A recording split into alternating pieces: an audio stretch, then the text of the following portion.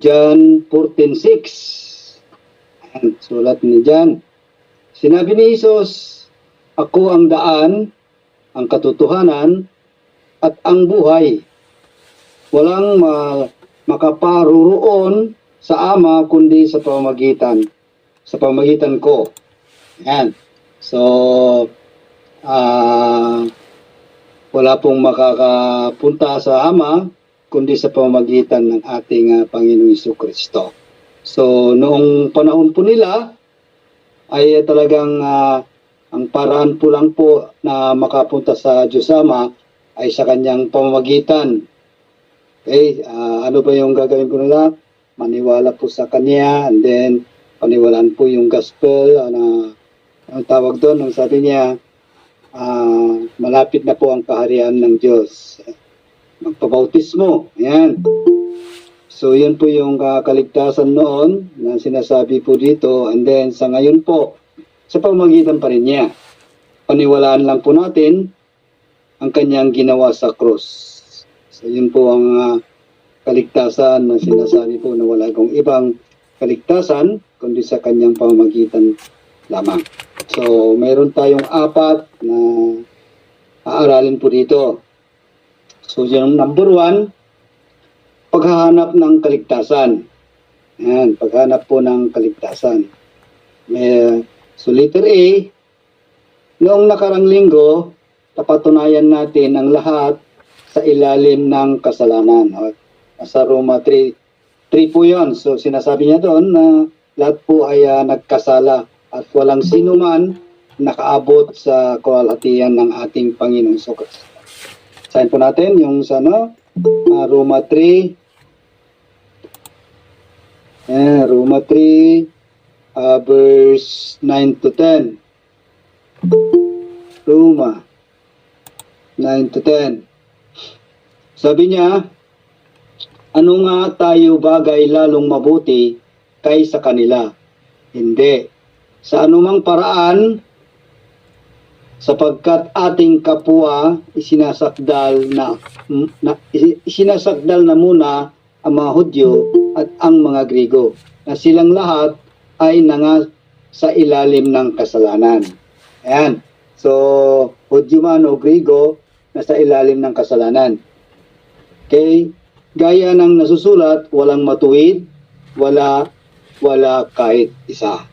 Ayan po. So, letter B, bakit niyo iniwan ng Diyos? Ay bakit tayo iniwan ng Diyos dito sa problemang ito? Bakit nga ba? Upang hanapin ang Panginoon, upang iligtas.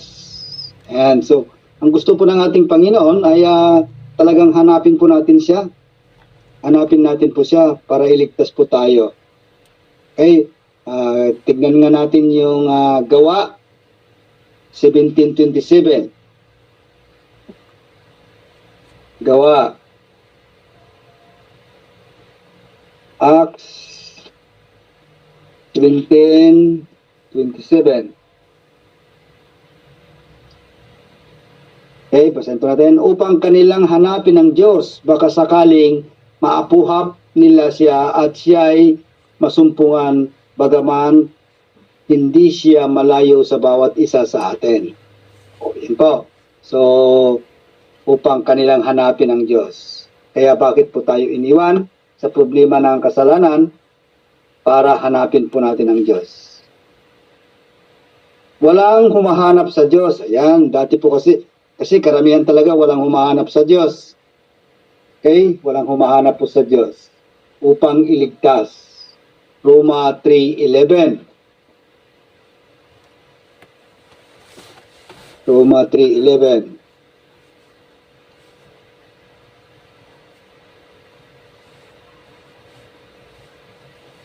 Roma 3:11.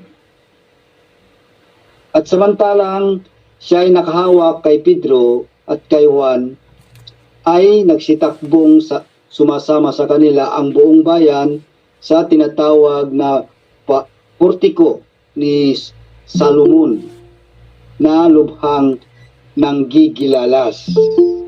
Po, yan po. Roma 3:11. walang humahanap sa Diyos. Letter D, pinapaliwanag namin ang kasalanan at naghahanap ng kaligtasan sa ibang lugar o paraan. Tulad ng, ayan, may politika, pati yung pagtuturo, guro, yung tulong, yung gawa po ng sarili, yung gawain para sa sarili. Ayan. So, yun po. Ang tawag dito?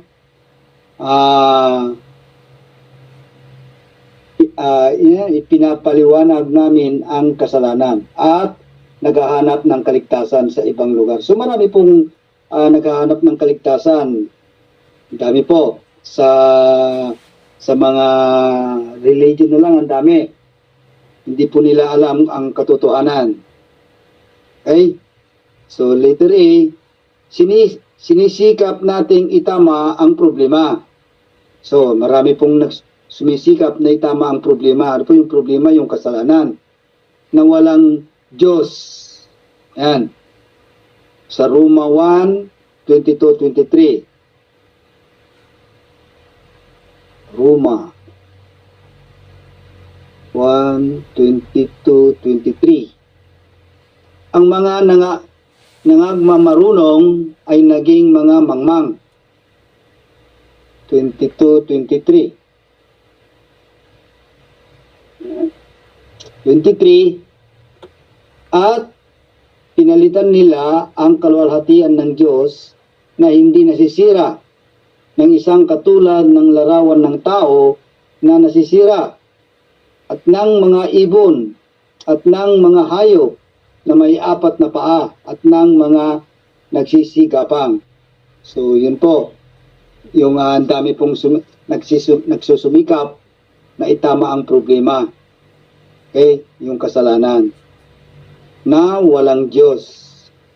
Okay, so number 2, punta po tayo sa number 2. Hindi natin maliligtas ang ating sarili.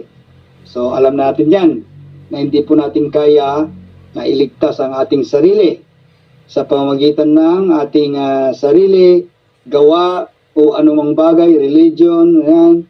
So hindi po natin kayang maligtas ang ating sarili. Ito ang Diyos ay kung saan matatagpuan ang buhay, pag-ibig, kapayapaan, katotohanan.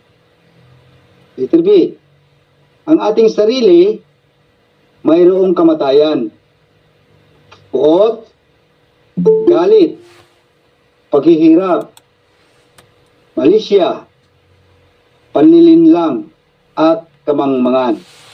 So yun po ang meron po tayo. Pinag-uusapan ng mga tao ang personal na pagtubos, paghahanap ng iyong sarili, kapayapaan sa loob, excuse me, ngunit walang pag-asa. Tama. Kahit ano pong gawin po natin para sa pantubos ay walang pag-asa.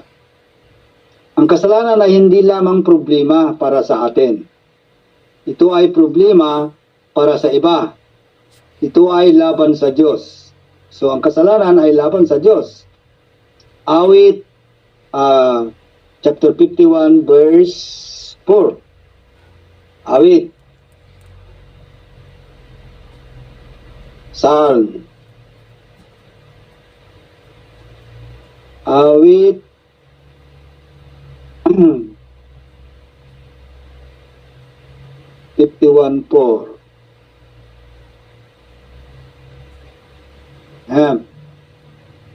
Awit 51:4. Laban sa iyo lamang ako nagkasala at nakagawa ng kasamaan sa inyong paningin, upang ikaw ay ariing ganap pag nagsasalita ka at maging malinis pag humahatol ka. Okay? Yan po. Letter A. Ang kasalanan ang dahilan kung bakit hindi natin maliligtas ang ating sarili.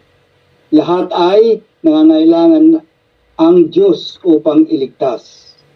So, ang sabi niya po dito ay kailangan talaga ang Diyos upang iligtas ang isang tao. Hindi po natin kayang iligtas sa pamamagitan ng anumang bagay yan, kayamanan.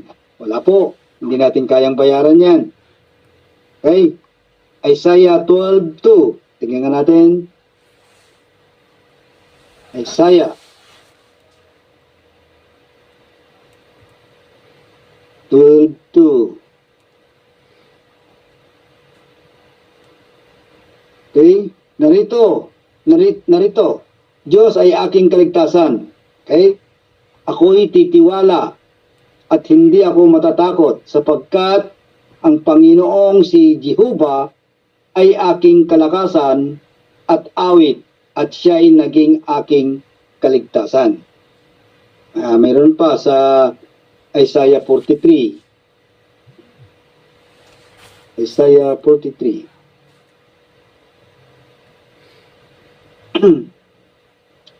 Isaiah 43 verse 11. Yan. Ako sa makatuwid bagay ako ang Panginoon at liban sa akin ay walang tagapagligtas. Walang talaga iba kundi ang ating Diyos lamang. Sa 45:22 tingnan natin. Meron pa. 45:22. 22. Saan na? 22. Ito. Kayo'y magsitingin sa akin at kayo'y mga ligtas. Lahat ng tagawakas ng lupa sapagkat ako'y Diyos at walang iba liban sa akin. So, maliwanag po.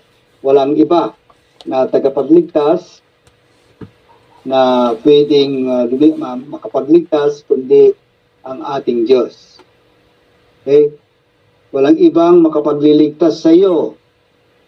Pastor, yan, pati pilosopo, mayaman, pinuno, o pag-ibig mula sa makasalanan. Talagang hindi po tayo kayang iligtas. Mga yan. Okay, number 3. So, mabilis lang po ito. Malapit po tayong matapos.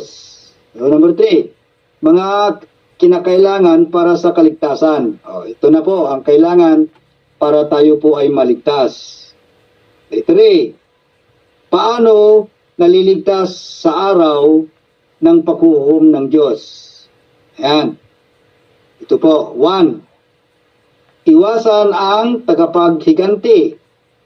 Ngunit siya ay Diyos.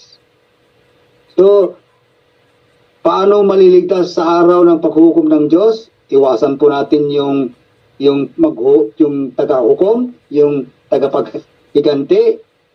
Hindi po natin kayang iwasan po yan. Dahil siya po ay ang ating Diyos na makapangyarihan sa lahat.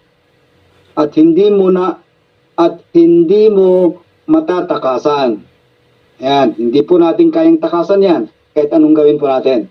Talagang ang paghuhukom ay darating para sa atin. Okay? Tingnan nga natin sa Hebreo chapter 9 verse 27. Hebreo 9:27. At kung paanong itinakda sa mga tao ang mamatay na minsan at pagkatapos nito ay ang paghuhukom. So yan. Okay, number 2. Na paano maliligtas sa araw ng paghuhukom? Humingi ng tawad at humingi ng awa, ngunit hindi nakakatugon sa hustisya. Dapat itong bayaran. So, lahat po ng kasalanan ay dapat bayaran. Okay? Kahit na siguro sa atin dito sa lupa Kung maawain yung tao, pwede pa na humingi ng awa sa kanila. Pero ang ating Panginoon, ang dami po niyang ibinigay sa atin. Kung umabot po tayo ng 95 years, biro mo yun na taon na ibinigay sa atin na pagkakataon upang lumapit sa Kanya. Kaya dapat talaga ay kailangan po natin yung kaligtasan mula sa ating Panginoon. Okay, number 3. Kunin ang mga kahinatnan. Ngunit ang kasalanan ay hindi naituwid sa pamamagitan ng kamatayan ng makasalanan. Okay? Bigyan natin kunin ang mga kahinatnan, ngunit ang kasalanan ay hindi matuwid sa pamamagitan ng kamatayan ng makasalanan. Pangapat, bigyan kasiyahan ang tagapaghiganti. Ayan, hindi pwede. Paano pa natin bibigyan ng kasiyahan? Ayan, pwede po ito. Pwede natin gawin po ito. Bigyan ng kasiyahan. Pero, kung hindi po natin gawin po kung paano maligtas ang isang tao, hindi pa rin tayo maliligtas. Kahit yung kasiyahan na ginagawa po natin, kahit na gumawa tayo ng mabuti, tumulong sa mga tao, kung hindi naman tayo maniwala sa ginawa ng ating Panginoong Hesus sa krus, wala pa rin. Hindi pa rin tayo maliligtas. Yan, bigyan kasiyahan, kaya hindi pwede. Nangangailangan ng pagbabayad, sala, pakikipagsundo sa Diyos. Okay? Kailangan talaga na magbabayad sa kasalanan.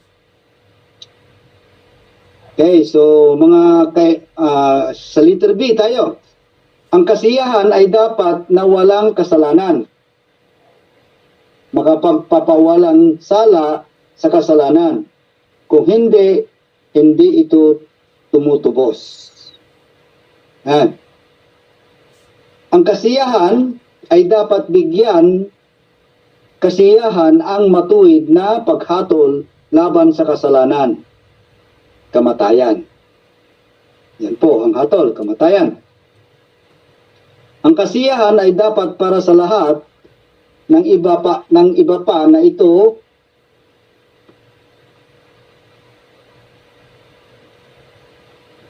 wala.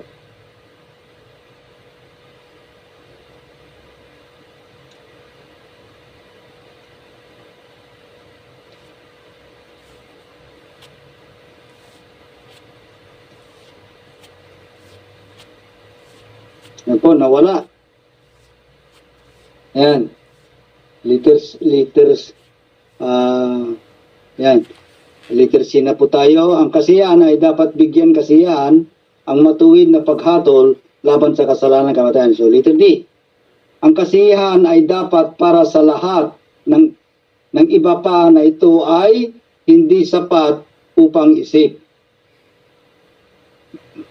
So, letter E. Ang kasiyahan ay dapat magpakailanman. Kung hindi, ito ay isang pagbawi lamang, pansamantalang solusyon. So, ang kasiyahan ay dapat magpakailanman. Hindi po yung pansamantala na solusyon. Okay?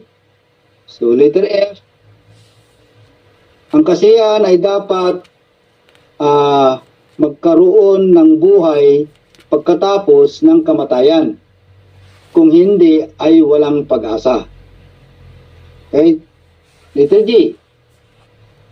Ang sapat na gawin ay dapat magbago ang mga tao mula sa loob, palabas, kung hindi, ay magpapatuloy ang problema. Okay? Letter H. Ang tagapagkaloob ay kumakatawan sa tao. Okay? Ang tagapagloob ay kumakatawan sa tao. At tanggapin ang Diyos, kung hindi ay mabibigo ang pagkakasundo. Ito ay Dapat alam ng provider ang problema ng hindi bahagi nito. Kung hindi, ito ay maikli.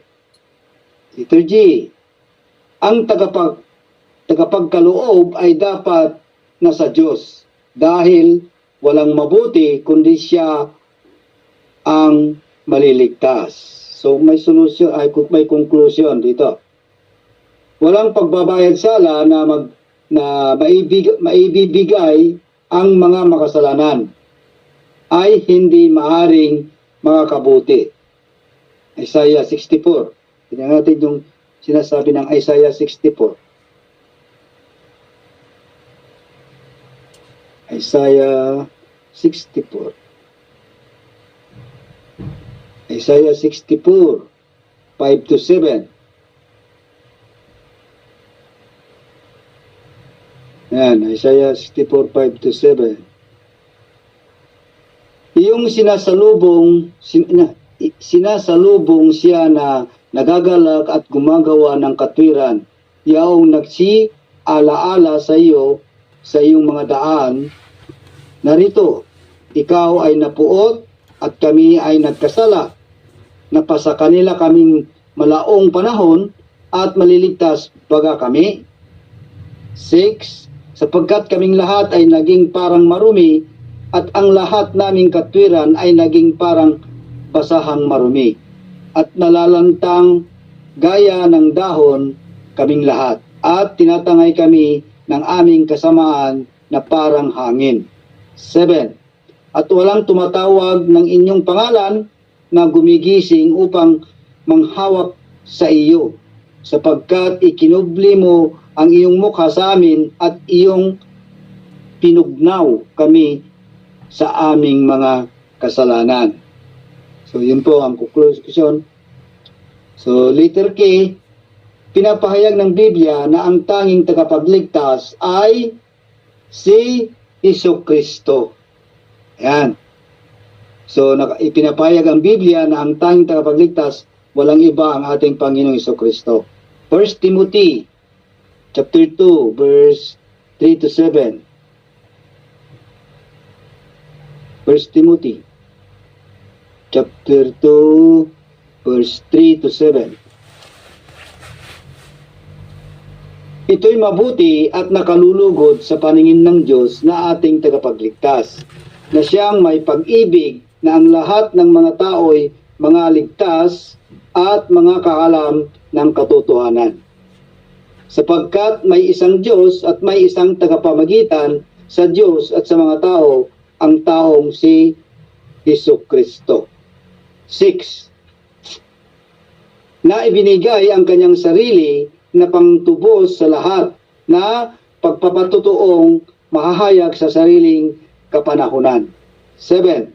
Verse, na dito itinalaga ako na tagapangaral at apostol. Sinabi ko ang katotohanan, hindi ako nagsisinungaling. Guro sa mga hintil sa pananampalataya at katotohanan. So yan po ang ipinayag sa Biblia na ang tanging tagapagligtas ay walang iba kundi ang ating Panginoong Jesucristo. Okay, so number 4. Si Jesus ang tanging tagapagligtas. Ayan, so yan po yung number 4. Si Jesus ay walang kasalanan at namatay na walang sala, na sa Hebreo chapter 4 verse 15. Hebreo 4:15. Sapagkat tayo'y walang isang dakilang saserdote na hindi maaring mahabag sa ating kahinaan, kundi isa na tinukso sa lahat ng mga paraan, gaya rin na naman natin, gayong may walang kasalanan. Ayan, Isaiah 53 verse 4 to 6. Isaiah chapter 53 verse 4 to 6. tunay na kanyang dinala ang ating mga kapanglawan, gayon may ating pinalagay siya na hinampas, sinaktan ng Diyos at dinalamhati. Okay, so dinalamhati. 5. Ngunit siya ay nasugatan dahil sa ating mga pagsalangsang. Siya ay nabugbog dahil sa ating mga kasamaan. Ang parusa ng tungkol sa ating kapayapaan ay nasa Kanya, at sa pamagitan ng Kanyang mga latay ay nagsigaling tayo. 6. Tayong lahat na gaya ng mga tupa ay naligaw. Tayo ay tumungo bawat isa sa kanyang sariling daan at ipinasan sa Kanya ng Panginoon ang kasamaan nating lahat. Ayan. So, ibinigay lahat sa ating Panginoon Jesucristo ang kasamaan ng lahat. Okay. So, tingnan natin sa 2 Corinto, chapter 5, verse 21. 2 Corinto 5:21. Yaong hindi nakakilala ng kasalanan ay kanyang may sala dahil sa atin, upang tayo maging sa kanya'y katwiran ng Diyos. Okay. So, walang ibang namatay dahil lamang sa pagdadala ng mga kasalanan ng iba. So, wala nang ibang namatay dahil lamang sa pagdadala ng mga kasalanan ng iba. Ang ating Panginoong Jesucristo lamang. Okay, letter B. Kinuha niya ang matuwid na paghatol laban sa kasalanan. So, siya po ang kumuha ng paghatol laban sa lahat ng kasalanan ng tao, na ang sinumang maniwala sa kanyang ginawa ay doon po maliligtas. Roma 6:23. Tingnan natin sa Roma 6:23. Roma 6:23. Ayan. Sapagkat ang kabayaran ng kasalanan ay kamatayan, datapwat ang kaloob na walang bayad ng Diyos ay buhay na walang hanggan kay Kristo Jesus na Panginoong natin. So, yun po. Dahil sa pagkamatay niya sa krus. Okay?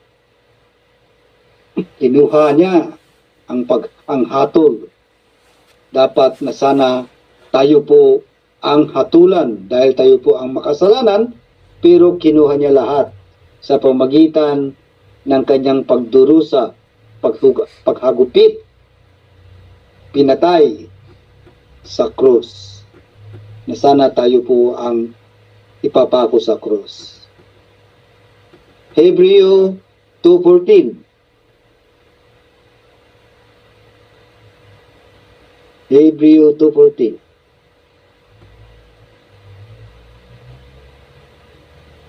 Dahil sa mga anak ay mga may bahagi sa laman at dugo, siya naman gayon ding nakabahagi sa mga ito, upang sa pamagitan ng kamatayan ay kanyang malipol yaong may paghahari sa kamatayan. Sa makatuwid ay ang dyablo. Okay. Galatia 3:13. Basahin pa natin sa Galatia 3:13. Galatia 3:13. Sa sumpa ng kautusan ay tinubos tayo ni Kristo, na naging sumpa sa ganang atin, sapagkat nasusulat, sinusumpa ang bawat binibitay sa punong kahoy. Ayan. Okay? Walang ibang kukuha ng paghatol na ito nang hindi karapat-dapat dito. So, kahit sino man na tawag dito na kukuha ng paghatol, tulad po yung mga ginawa ng mga iba na sila po ay nagpapako sa krus, sila yung iba ay binubuhat din habang tawag dito pinapalo ang kanilang mga katawan, ay hindi pwede po yun. Okay? Letter C, siya ang pampalubag loob para sa mga kasalanan ng buong mundo. So lahat ng tao, siya ang pampalubang loob sa mga kasalanan ng buong mundo. 1 John 2:2. 1 John 2:2.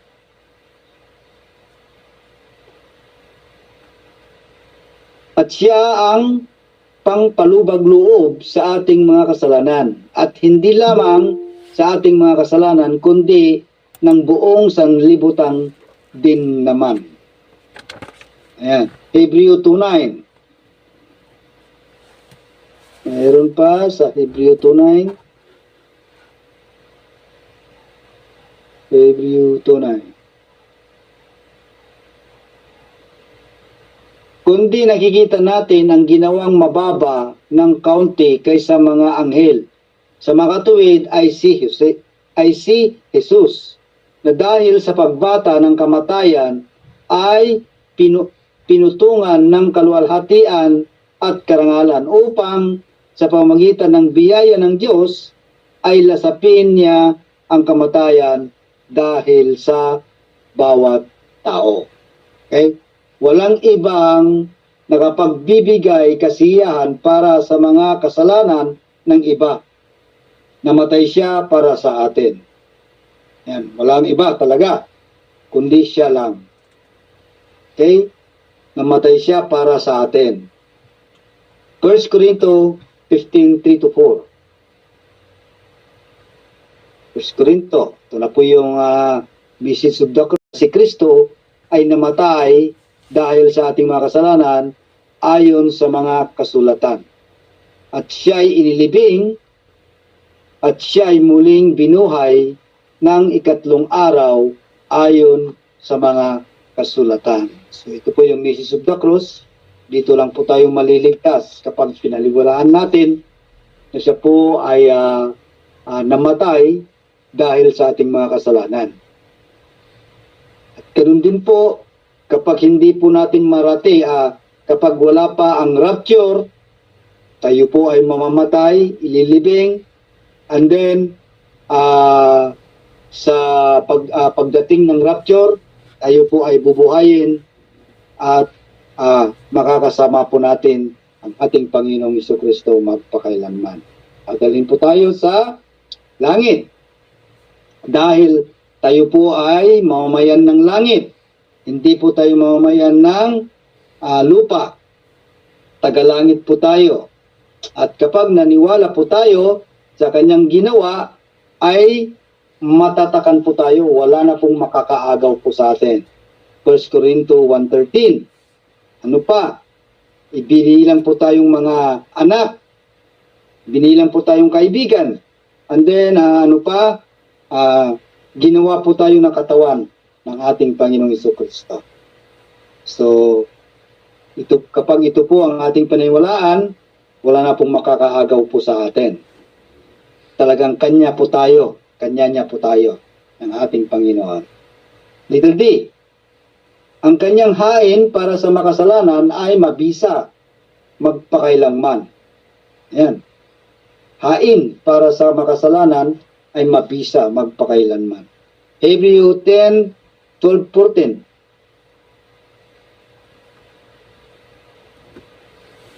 Hebreo.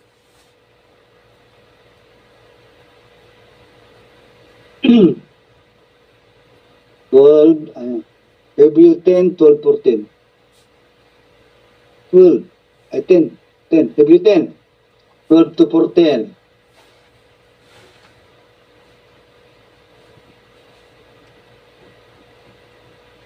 Tingnan natin.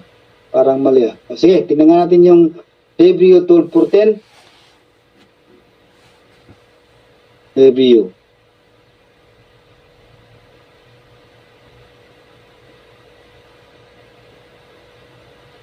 Hebrew 12:14.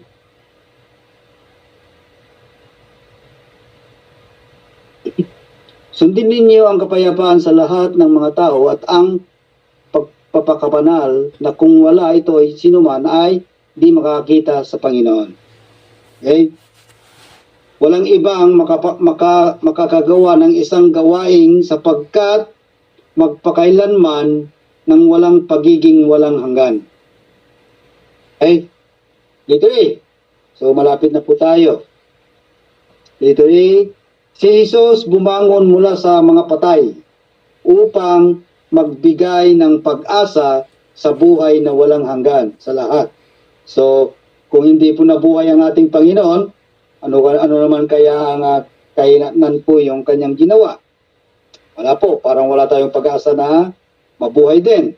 So, siya po ay bumangon mula sa mga patay upang magbigay ng pag-asa sa buhay na walang hanggan sa lahat. Roma chapter 4 verse 25.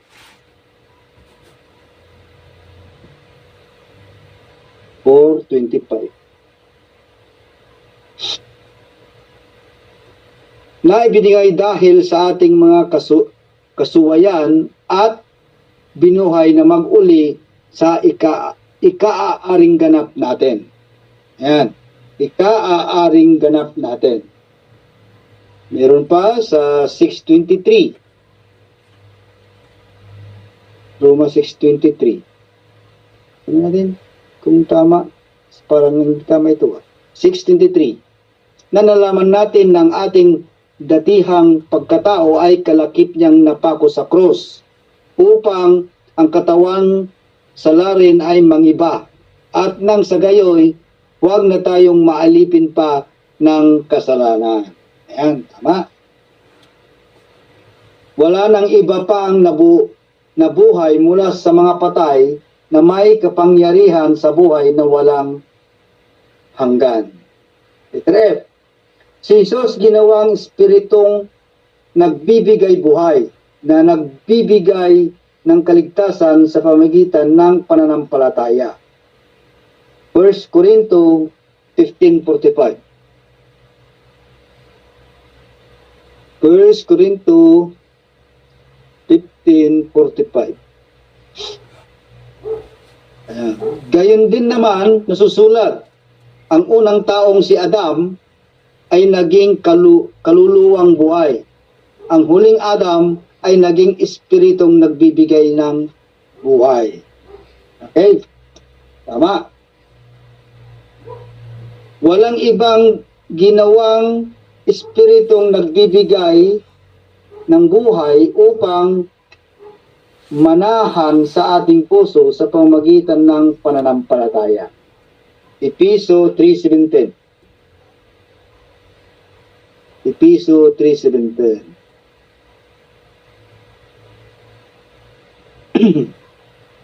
Mga kapatid, kayo'y mga kaisang tumulad sa akin at tandaan ninyo ang mga nagsisilakad ng gayon ayon sa halimbawang nakikita ninyo sa akin.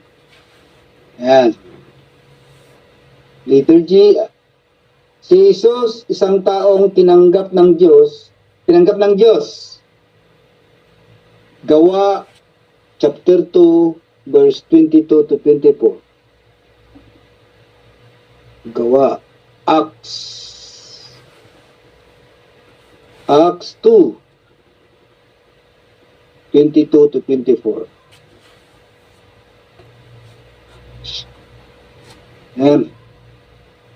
Kayong mga lalaking taga-Israel, pakinggan ninyo ang mga salitang ito. Si Jesus na taga-Nazaret, lalaking pinatunayan ng Diyos sa inyo sa pamagitan ng mga gawang makapangyarihan at mga kababalaghan at mga tanda na ginawa ng Diyos sa pamamagitan niya sa gitna ninyo, gaya rin ng nalalaman ninyo. Siya na ibinigay sa takdang pasya at paunang kaalaman ng Diyos kayo sa pamamagitan ng mga kamay ng mga tampalasan ay inyong ipinako sa krus at pinatay. Yan. Pinatay. 4:24. na siya'y binuhay na mag-uli ng Diyos pagkaalis sa mga hirap ng kamatayan sapagkat hindi maaring siya'y mapigilan nito. Okay? Mayroon pa, 2 Corinto 5:21. 2 Corinto 5:21.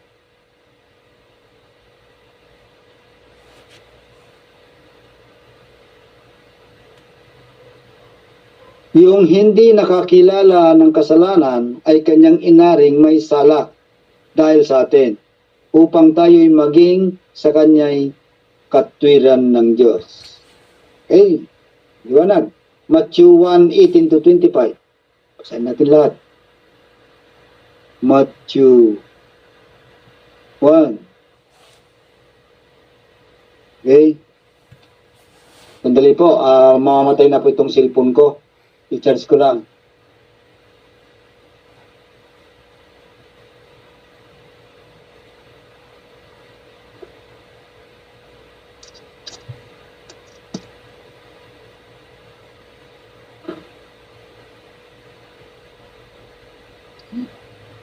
Ha?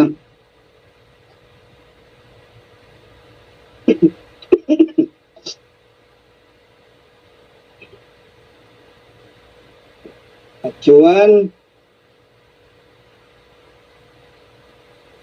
18-25. So, ang pagkapanganak nga na kay Kristo ay ganito. Nang si Maria na kanyang ina ay mag-aasawa kay Jose bago sila magsama ay nasumpungan siya ay nagdadalang tao sa pamagitan ng Espiritu Santo.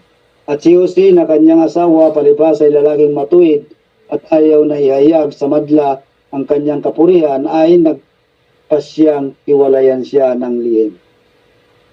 Tama ba? Matthew 1:18-25. So marami. 20. Samantala ang pinag-iisip niya ito, narito ang isang anghel ng Panginoon ay nagpakita sa kanya sa panaginip na nagsasabi, Jose, anak ni David, huwag kang mangamba sa pagtanggap kay Maria na iyong asawa, sapagkat ang kanyang dinadalang tao ay sa Espiritu Santo. At siya ay manganganak ng isang lalaki at ang pangalang itatawag mo sa kanya ay Jesus, sapagkat ililigtas niya ang kanyang bayan sa kanilang mga kasalanan. Yan. Ang nangyari nga ang lahat ng ito upang maganap ang sinalita ng Panginoon sa pamagitan ng propeta na nagsasabi, narito ang dalaga ay magdadalang tao at manganganak ng isang lalaki at ang paggalang itatawag nila sa kanya ay Emmanuel, na kung liliwanagin ay suma sa atin ng Diyos. Ang nagbangon si Jose, bangon si Jose sa kanyang pagkakatulog at ginawa niya ang ayon sa pinag-uutos sa kanya ng anghel ng Panginoon at tinanggap ang kanyang asawa. Last verse, at hindi nakilala siya hanggang sa may panganak ang isang lalaki at tinawag niya ang kanyang pangalang Jesus. Wala nang ibang tagapamagitan sa pagitan ng Diyos at ang tao ang pagiging pareho. So walang iba, ang ating Panginoong Jesucristo lamang.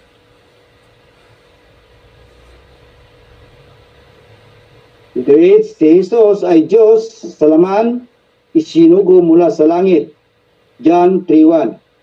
So ang ating Panginoong Jesucristo ay Diyos.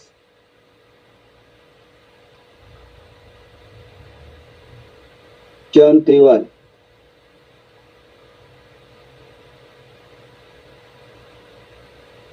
John 3:1. May isang lalaki nga sa mga Perisiyo na nagngangalang Nicodemo, isang pinuno ng mga Hudyo. But John 3:1 lang. Si Jesus ay Diyos sa laman, isinugo mula sa langit. Kasi may isang lalaki Perisiyo na nagngangalang Nicodemo, isang pinuno ng mga Hudyo. Parang hindi mali. At sa 3:16 na lang, pasahin natin sa 3:16. Timothy 3:16. Timothy 3:16.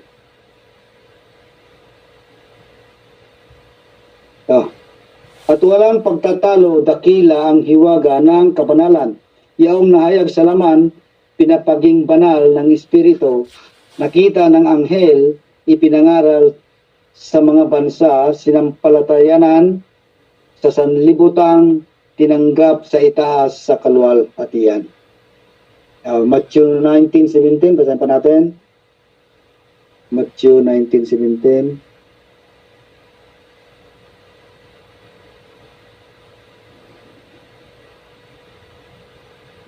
Yan. Sinabi niya sa kanya, bakit mo tinatanong sa akin ang tungkol sa mabuti? May isa na siyang mabuti, datapwat kung ibig mong pumasok sa buhay, ingatan mo ang mga utos. So yan. Colossus 2:9. Colossus 2:9.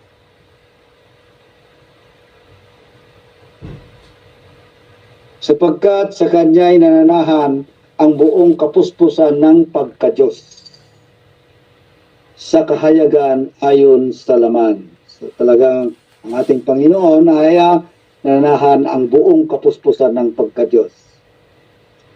Wala nang iba pang mga nakahawak sa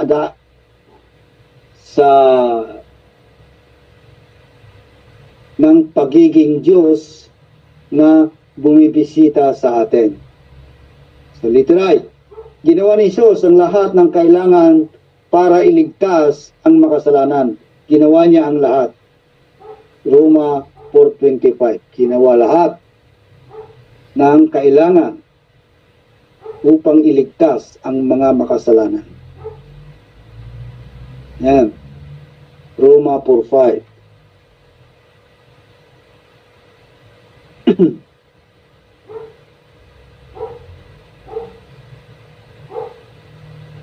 Datapwat sa kanya na hindi gumagawa, ngunit sumampalataya sa kanya na umaaring ganap sa masama. Ang kanyang pananampalataya ay ibibilang na katwiran. Yan. Wala nang iba pang lumapit sa kung ano ang kinakailangan. Hindi natin kaya ang ginawa ng Kristo. Tama nga naman. Ano po? Hindi po natin kayang gawin ang kanyang ginawa. Napakahirap pong gawin po yan. So, letter G, si Jesus ay ganap na nagpakita ng paghatol, karunungan, biyaya, pag-ibig ng Diyos. Roma 5:8. Roma 5:8. Datapwat ipinagtatagubilin ng Diyos ang kanyang pag-ibig sa atin, na nang tayo'y mga makasalanan pa, si Kristo ay namatay dahil sa atin. Walang ibang makapagliligtas maliban sa Panginoong Jesucristo. Wala nang iba talaga. Siya lang. Anong gagawin po paniwalaan po natin? Message of the cross. Last, siya ay hindi lamang tagapagligtas, ngunit ang tanging tagapagligtas ay sa iyo kapag naniwala ka. Ayan, ang tawag yun. Ngunit ang tanging tagapagligtas at sa iyo kapag naniwala ka. 2 Timothy 1:9-11. 2 Timothy. Ito po, magtatapos na po tayo dito. 2 Timothy.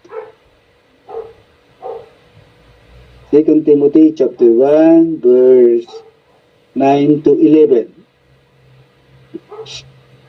Yan. Na siyang sa atin ay nagligtas at sa atin ay tumawag ng isang banal na pagtawag.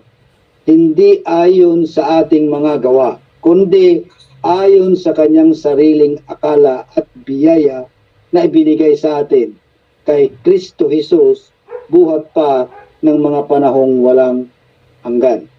Kay buhat pa ng panahong walang hanggan. 10.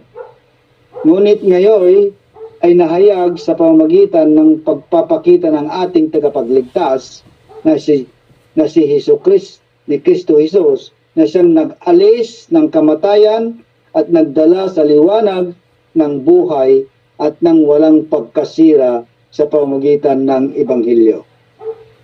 11. Na sa bagay na ito ay ako'y itinalaga na tagapangaral at apostol at guro. So, yun po.